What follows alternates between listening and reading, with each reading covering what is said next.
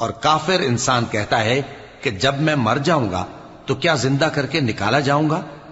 کیا ایسا انسان یاد نہیں کرتا کہ ہم نے اس کو پہلے بھی تو پیدا کیا تھا جبکہ وہ کچھ بھی چیز نہ تھا؟ سو تمہارے پروردگار کی قسم ہم ان کو جمع کریں گے اور شیطانوں کو بھی،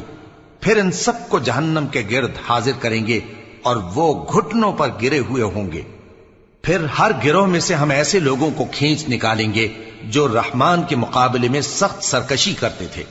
پھر ہم ان لوگوں سے خوب واقف ہیں جو اس میں داخل ہونے کے زیادہ لائق ہیں، اور تم میں سے کوئی شخص نہیں مگر اسے اس پر گزرنا ہوگا، یہ تمہارے پروردگار پر لازم ہے، مقرر ہے۔